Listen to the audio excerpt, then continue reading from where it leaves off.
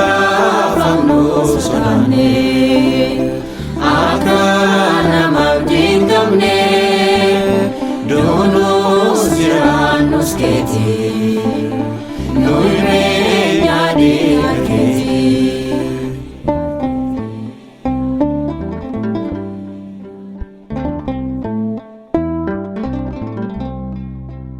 Beekan wallaanaa ta'e furmaata argate ajaja kee cabsine qormaataaf of kennine dhibbuun keenya guddatus rakkoo keenya ol Yesuus fedhii kee gootaatu nurraa tangoomyamu irraafamnu sodaanne akka namaaf dinqamne duunus jiraannus keeti nuyi yaadii argeeti.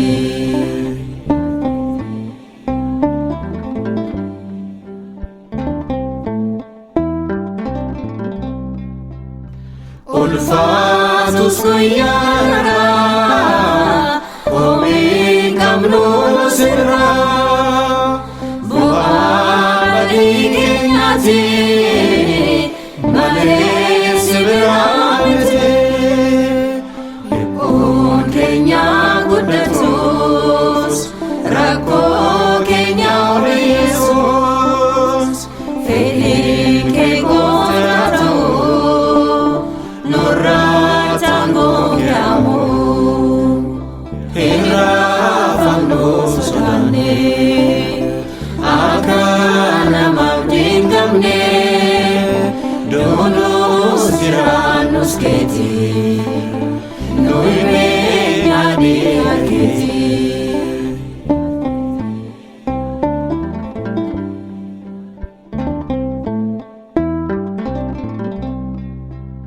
Abdiin qabnu lafarra biyyi keenya samiirra nutis midhaan dhaabbii baraana nurra darbee dhibbuun keenya guddatus rakkoo keenya ol Yesuus fedhii kee gootaatu nurraa tangoomyamu irraafamnu sodaanne akka namaaf dinqamne duunus jiraannus keeti nuyi yaadii argeeti.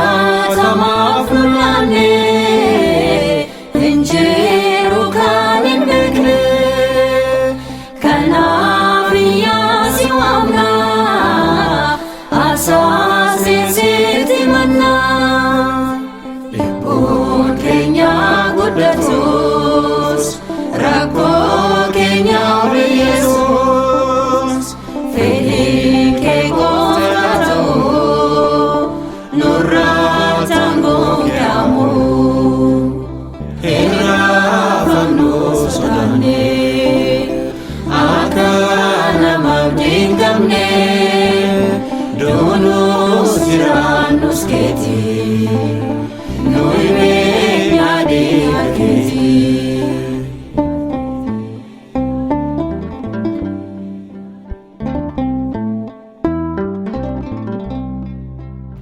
Yaaddoo hin qabnu nuti addunyaa darburooti dhugaa tokko ni beekna jireenya taanu yoona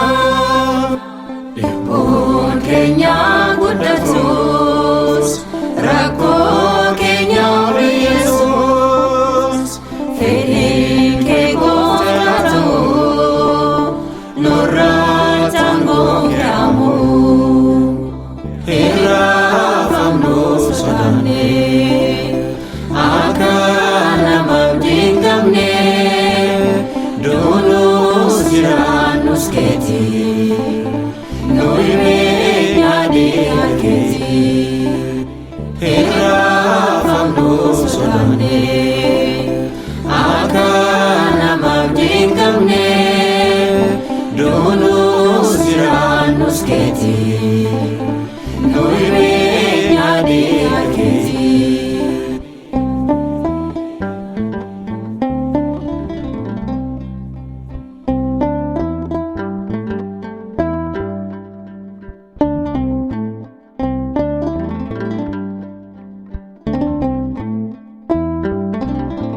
Akka ijoollee maatii hin qabne isin hin dhiisu, gara keessan nan dhufa.